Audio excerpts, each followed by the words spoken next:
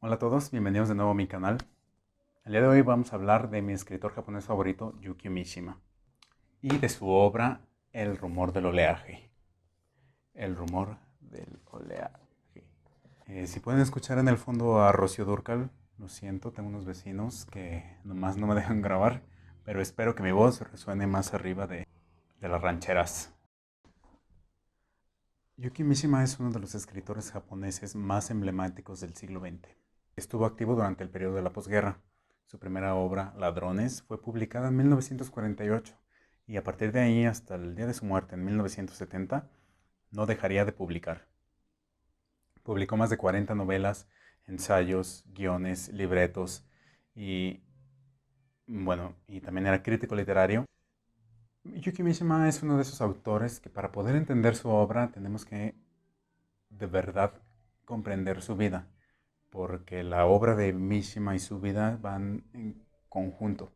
Y es también muy importante comprender el contexto social de la época, de qué es lo que estaba pasando en Japón al término de la Segunda Guerra Mundial, porque recordemos que Japón estuvo en el lado de los derrotados y, y esto significó un gran cambio en la vida japonesa, en todos los términos y en todos los aspectos de la sociedad. Para algunos, para algunos, el que Japón haya perdido la guerra significó solo el comienzo de la verdadera decadencia moral y espiritual que iba a atravesar Japón en esta época. Mishima y otros muchos escritores, artistas e intelectuales recurrirían a su obra como medio de denuncia y de crítica para estos cambios, esta etapa por la que pasaba Japón de la adaptación de los valores occidentales. Y ellos lo que harían es que mediante su obra denunciarían y criticarían este cambio. Entonces, ¿qué fue lo que pasó?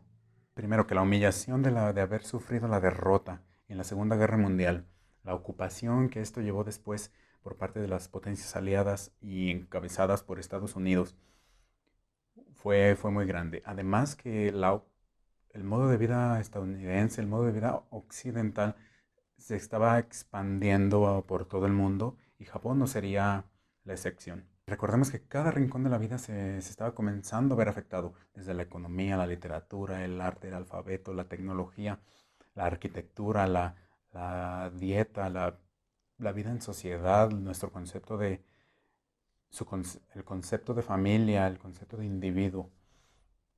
Y Mishima, por supuesto, que estaba en cierta medida opuesto a la influencia que esto estaba teniendo en los japoneses.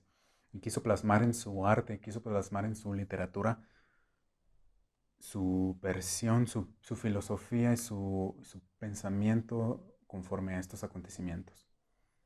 Y su postura política y su postura social. Mishima de verdad es un personaje, es un escritor que a mí me interesa demasiado y que considero necesario entender la vida de Mishima para poder entender su obra. Mishima nació el 14 de enero de 1925 en Tokio. Desde muy pequeño fue separado de sus padres por su abuela, Natsu. Y su abuela estaba vinculada a samuráis de la era Tokugawa, que es una era que abarca desde el siglo XVII hasta el siglo XIX.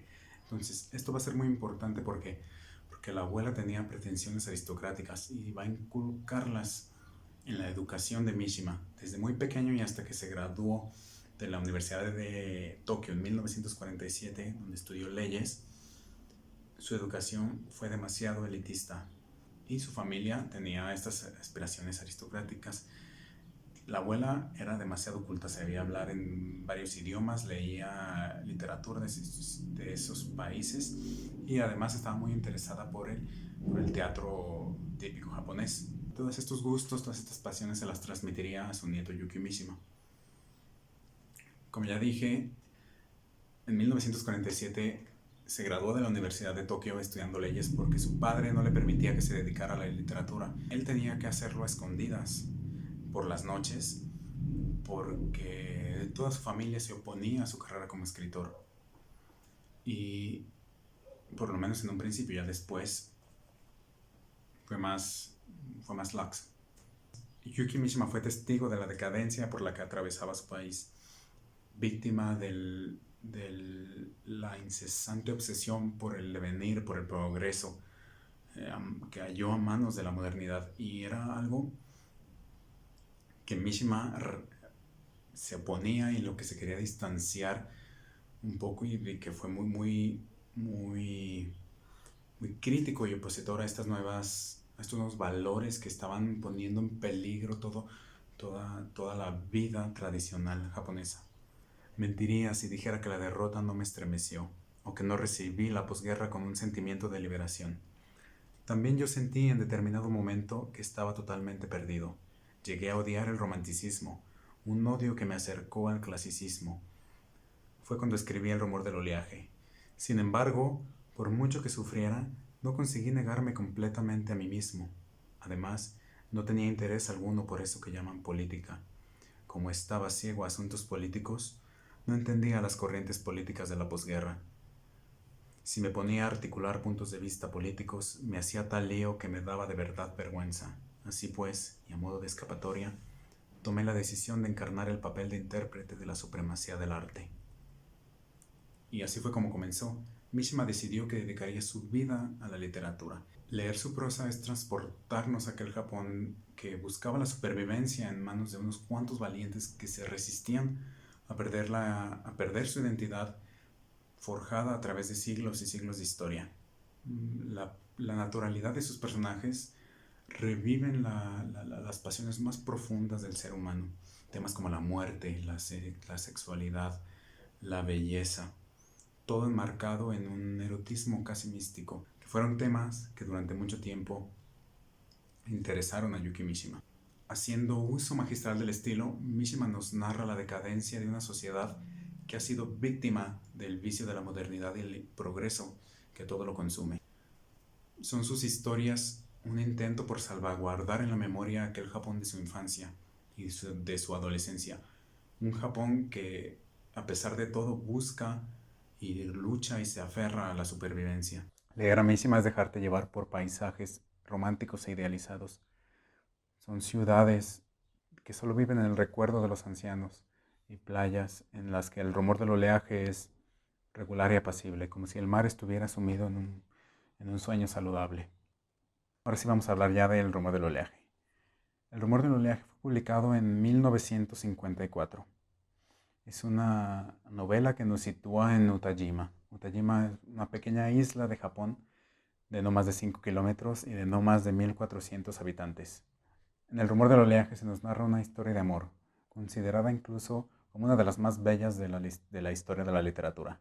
Es una historia de amor que ha sido contada 1000 veces, pero que, se nos han- pero que nos genera la sensación de vivirla 1000 veces más. La historia narra la vida de Shenji, un joven pescador perteneciente a una familia de clase media baja, que es ambicioso, trabajador, pero tradicional. Su mayor anhelo, su mayor ambición en la vida es poder tener su propio barco pesquero para ampliar su negocio y poder darle una mejor vida a su madre y a su hermano menor. La vida para Shenji transcurre de manera normal y sin ningún percance. Es un día a día de pescar, ir a la casa, pescar, ir a la casa, pescar, ir a su casa.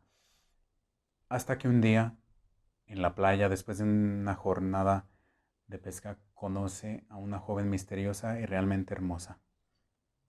De hecho, la escena en donde la conoce nos deja en claro esa ingenuidad que tiene Shenji para la vida, esa, esa, ese- esa falta de experiencia que tiene hacia temas como su sexualidad, lo que va más allá de su trabajo y su familia. Para él, conocer a esta chica representa un choque en todo lo que él tenía pensado, todo lo que él creía que conocía sobre sí mismo. De hecho, el pasaje donde la conoce, narra cómo Shenji va caminando por la playa y de repente la ve, se para a unos cuantos metros de ella y no le despega la vista. No dice nada, pero no le despega la vista. Y así dura unos cuantos minutos hasta que se da cuenta de lo que está haciendo y sale de su trance y sigue caminando.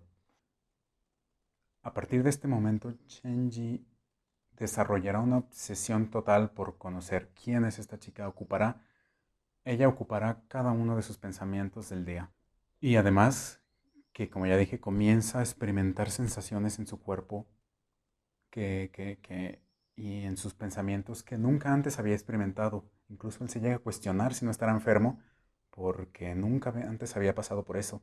Sus pensamientos siempre evocan hacia ella y es incapaz de concentrarse en el trabajo, incapaz de concentrarse en su casa, incapaz de pensar en otra cosa que no sea en la misteriosa chica que conoció en la playa. Aquí nos narra de manera espectacular el despertar emocional y el despertar sexual de un joven enamorado que, que experimenta por primera vez estas sensaciones. Y les aseguro que lo hace de una manera que no cae en la parodia, que no cae en lo burdo, que es fácil identificarse y fácil ponerse en la piel de Shinji. A partir de este momento, Shinji dedicará cada parte de su tiempo libre a descubrir quién es esta joven misteriosa. Un día, Shinji asiste a la casa de solteros jóvenes de la comunidad, que es una, que es una asociación de los jóvenes de la isla, hombres solteros, que se reúnen para hablar de diversos temas, desde política, desde cómo va la comunidad, hasta para ponerse de acuerdo para hacer jornadas de trabajo y de apoyo a la comunidad. El cuidado de los ancianos, el arreglo de las calles, cómo va la pesca. Pero ese día Shenji solo tiene pensamiento para una sola cosa y quiere ver si están hablando de ella, porque recuerden que la historia se sitúa en una isla muy pequeña, con muy pocos habitantes, en donde todo el mundo se conoce, y la llegada de esta chica viene a romper todo porque de verdad causa tan sensación en todos que todo el mundo habla de ella a todo el tiempo. Es de una extraordinaria belleza que todos quedan cautivados. Entonces Shinji pone atención a ver si no están hablando de ella, a ver si puede descubrir su identidad. Y es aquí cuando comienzan realmente los problemas para Shinji. Pues descubrimos que Hatsue, porque así se llama la chica, ya descubrimos su nombre aquí, Hatsue, es hija del señor Taru, que es nada más y nada menos que el hombre más rico de la isla. Y que además hay rumores de que está comprometida con un joven miembro de otra familia influyente de la isla, que es además el presidente de la Asociación de Jóvenes Solteros. Y a partir de entonces los problemas y los enfrentamientos entre Shinji y este joven que se llama Yasuo, que es el que supuestamente está comprometido con Hatsue, y los problemas sociales porque Shinji pertenece a una familia de un menor rango social a la que pertenece ella. Todos estos problemas, todos estos líos se ven entremetidos en su historia y es a partir de ahí que comienzan realmente lo verdaderamente interesante de la historia, porque vemos a Shinji tratando de luchar contra esas barreras, contra la sociedad misma de la isla, para poder hacerse paso y poder conquistar Hatsue. Un día, la providencia favorece a Shinji, que haciendo un favor para su madre se encuentra con Hatsue, con esta chica misteriosa, se la encuentra en un edificio abandonado que está un poco retirado del resto del pueblo de la isla. Ella iba hacia algún otro lugar, pero como no conoce la isla, se perdió y terminó en este lugar. Y ahí Shinji se la encuentra y comienzan a platicar, comienzan a conocerse y se hacen.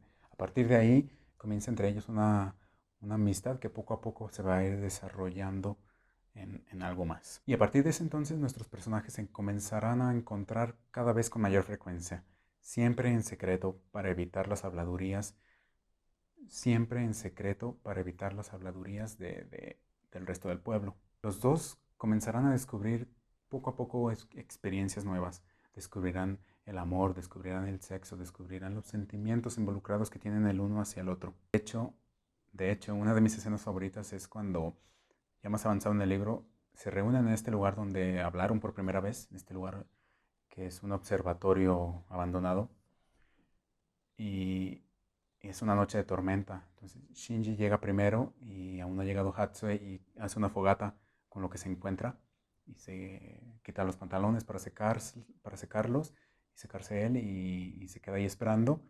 Y mientras espera se queda dormido y después no se percata de cuánto tiempo ha pasado y despierta y lo primero que ve es el cuerpo desnudo de Hatsue del otro lado de la fogata, porque como ella es buceadora y las Las buceadoras son estas personas en el Japón que se sumergían en el agua para recoger ciertos, no sé, conchas o pequeños animalitos. Y después cuando salían haciendo una fogata en la playa y todas ahí se desnudaban y se secaban. Entonces para Hatsue eso era muy normal. Ella llegó empapada por la tormenta y lo primero que hizo fue quitarse la ropa y secarse. Y entonces Hatsue decide hacerse el dormido para poder verla. El desenlace de la escena es realmente magistral. En tan solo unas cuantas páginas, Mishima es capaz de mostrarnos la intimidad de los personajes, la intimidad y la vergüenza y esa primera vez de estar desnudo frente a alguien es realmente una escena muy, muy bonita y que fue muy bien lograda. A Mishima, a Mishima le obsesionaba el erotismo y la belleza, y en esta escena demuestra que es el maestro indiscutible a la hora de narrar la intimidad del cuerpo. Un cuerpo desnudo y frágil, preso de la mirada y el deseo de la persona a la que se ama. En esta escena, Mishima nos muestra de manera clara la intimidad que se ha forjado entre Shinji y Hatsue, en sus interacciones y en el ambiente que rodea a sus figuras desnudas, solamente alumbradas por la luz de una fogata que cada vez se vuelve más débil, la tormenta que los separa del resto y que es como un escudo protector, y por supuesto el rumor del oleaje que en esta ocasión ruge con más pasión.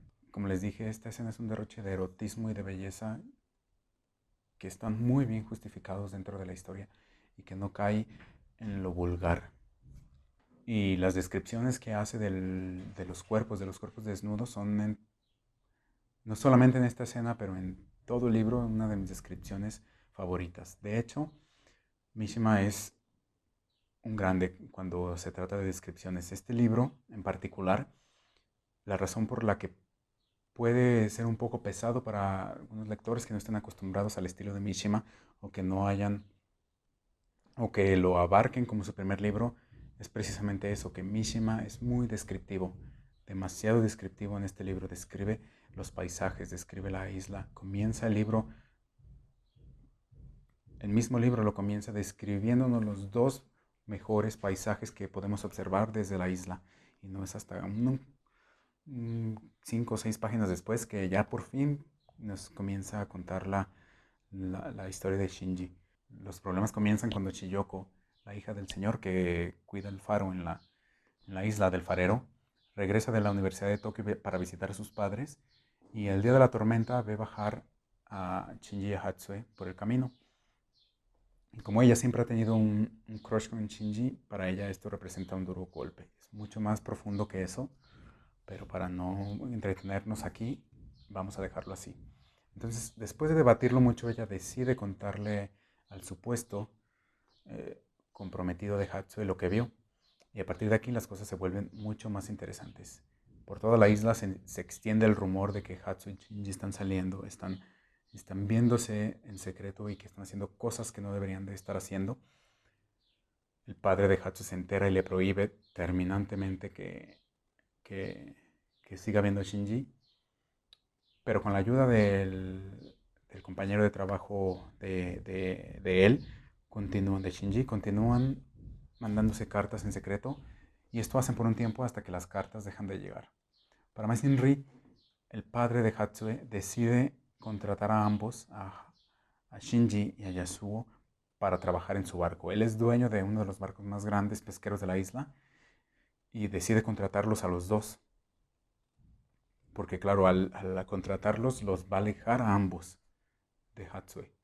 Y Shinji se va a tener que ir de la isla y va a tener que convencer, va a tener que demostrar que es la persona indicada para estar con su hija, para estar con Hatsue. Y ya para no contar más spoilers y que ustedes mismos puedan descubrir cuál es el desenlace de esta historia, yo les animaría a que lean El rumor del oleaje. Creo que Mishima, en El rumor del oleaje, hace muy latente ese rechazo que sentía hacia la adopción de valores occidentales por parte de su país. En este libro parece decirnos que es la providencia quien acoge a Shinji y a Hatsue y los protege siempre y cuando se mantengan dentro de la moral establecida, siempre y cuando sus creencias y su forma de vida japonesa se mantengan firmes y fuertes, eso será lo que protegerá, su amor. Para Mishima esto era muy importante y, por ejemplo, la isla se convierte en la última esperanza. Aislada como está, la isla representa un oasis en medio del incesante devenir, de la búsqueda del progreso. Allí sus habitantes están a salvo porque cuentan con la protección de sus dioses, de su forma de vida tradicional. Y en la isla la vida apenas ha cambiado. Los habitantes siguen desempeñando las labores que desempeñaban sus padres y sus abuelos. El farero, por ejemplo, atiende al faro como algo sagrado y religioso, algo digno de tener en cuenta, algo que salvaguarda la esperanza y forma de vida de los habitantes de la isla. Y es ahí precisamente en el faro, hay una escena en la que Shinji y Hatsue suben al faro y contemplan la vista que se extiende mucho más allá de su pequeña islita y más allá de su cotidianidad, que es ahí precisamente cuando el narrador nos da la mayor muestra de esperanza, pues nos dice que es precisamente la fe en los códigos morales imperantes del lugar en el que nacieron lo que protegerá el amor de Shinji Hatsue. Después, la isla, un retrato a blanco y negro, a veces anacrónico de una belleza que solo puede ser real en una pintura del romanticismo. En esas pinturas en las que un barco lucha de forma desenfrenada contra las grandes olas que buscan y que se regocijan en estrellarlo contra las rocas. De hecho, Mishima se inspiró para describir el rumor del oleaje en un viaje que hizo a las islas griegas y en una obra pastoril del novelista griego del siglo II Longo que se llama Daphnis y Chloe. Y esto se hace latente en el paisaje arcádico que rodea nuestra historia.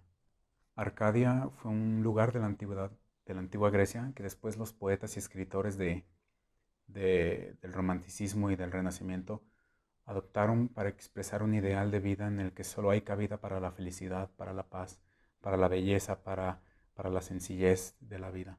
Y eso es precisamente lo que es Utajima, es una isla de pescadores en donde sus habitantes viven en comunidad, viven en sintonía con la naturaleza y en donde solo hay cabida para la sencillez, en donde la vida sencilla, la vida simple, la vida que rechaza los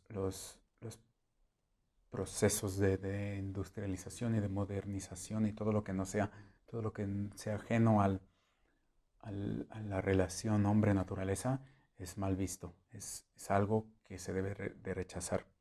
Y si lo pensamos, los verdaderos problemas comienzan cuando Chiyoko, la hija del farero, que fue la persona que abandonó la isla, que abandonó la sencillez, la felicidad, la paz de la vida en la naturaleza para irse a Tokio, a una ciudad que está absorbida y que ha sido completamente arrasada por el vicio del modernismo y el progresismo, en el que cada pedazo de naturaleza que queda es visto como un enemigo a vencer. Y de hecho así lo dice Mishima en unas páginas. Cada pedazo, cada ápice de naturaleza que queda en Tokio es visto como un enemigo al que hay que vencer, al que hay que derrotar. Pues es cuando Shiyoko regresa a la isla a visitar a sus padres y que comienza el rumor y que junto con Yasuo esparcen el rumor, que es cuando los verdaderos problemas comienzan. Es como un virus que llega del exterior e infecta todo, involucra a todos y que que estuvo a punto incluso de arrasar con toda la vida en la comunidad. Ya para terminar me gustaría dar una nota que es que lo que más me gusta de la literatura japonesa son sus finales. Son unos finales que parecen evocar a la continuidad de la vida. Es decir, sabemos que la vida de los personajes continúa más allá de la página de los libros. No es un y vivieron felices como siempre, sino es más y continuaron viviendo así sin más, como todos.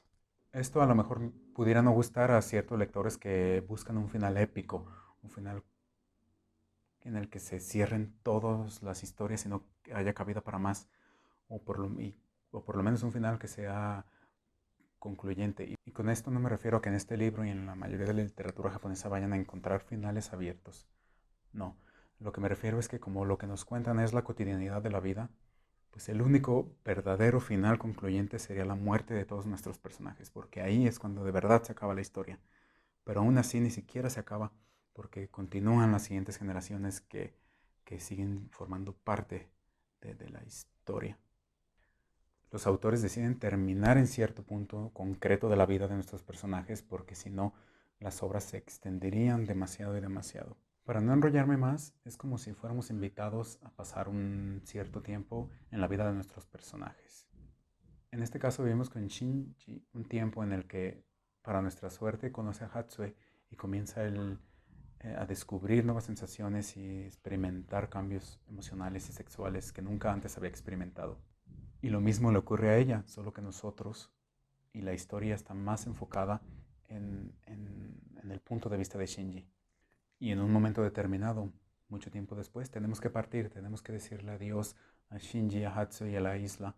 Y somos conscientes de que la posibilidad de volvernos a encontrar es muy baja, pero está bien. No sabemos realmente si su amor fue para siempre. No sabemos realmente si formaron una familia o si por el contrario, después de ciertos años decidieron que no eran el uno para el otro y se acabó su historia.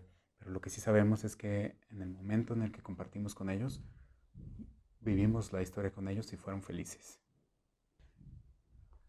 Y ahora sí, ya para terminar, algo que me gustaría comentar, un detalle que me gustaría adherir es que en esta novela Mishima hace algo que por lo menos en Confesiones de una Máscara no había hecho, y es que nos da, en Confesiones de una Máscara está narrado en primera persona.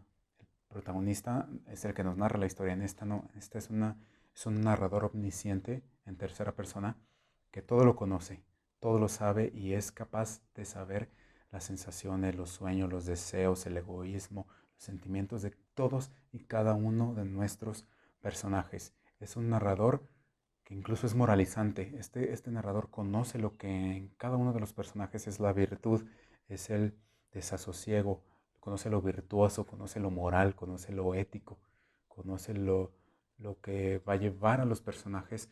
Es más, pareciera que casi casi conoce el futuro, el pasado, el presente de todos nuestros personajes.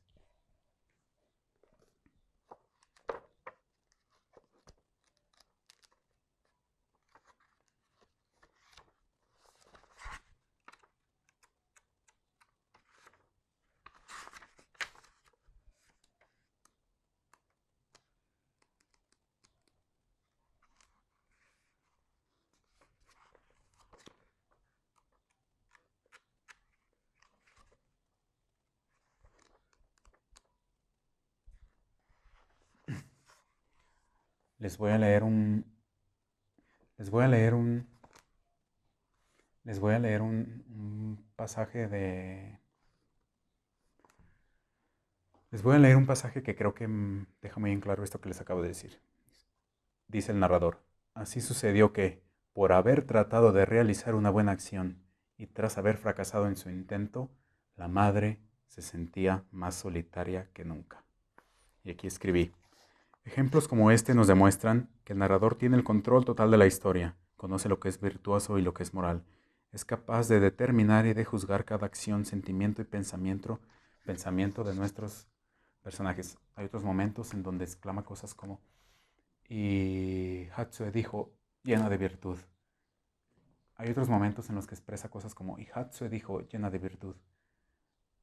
Entonces, es un narrador que es moralizante y que recuerden que Mishima lo que yo creo es que lo utiliza precisamente para decirnos que esta forma de vida arcádica, esta vida de forma de vida, es realmente lo virtuoso, es realmente lo moralmente funcional, los pasos que se deben de seguir. Entonces es un narrador que es que es un narrador no confiable, porque nos lleva por donde él quiere. Nos lleva y nos dice y nos muestra lo que nos tiene que mostrar para que pueda moralizarnos. Entonces nos pone en la perspectiva de alguien, nos dice quién es, quién hizo mal, quién hizo bien. Entonces, eso es algo que me gusta mucho de esta novela y que si la leen les recomendaría que tuvieran en cuenta y que vieran a ver si pueden identificar en qué momento el narrador está tomando los lazos de la historia y te está llevando de la mano hacia el camino que él quiere. Y pues bueno ya, hasta aquí el final del video. Ya sé que se hizo larguísimo, pero si les gustó, No duden en leer a Mishima. Déjenme en los comentarios si ya han leído este libro, si han leído otro libro de Mishima y qué libro me recomendarían que leyera de algún otro escritor japonés, escritora japonesa o de Mishima. Y recuerden suscribirse al canal, darle like y nos vemos en el próximo video. Bye. Quise traer El rumor del oleaje porque además de que fue mi última lectura, siento...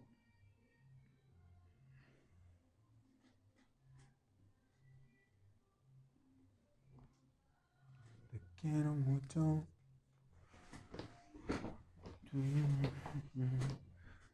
Estás mucho.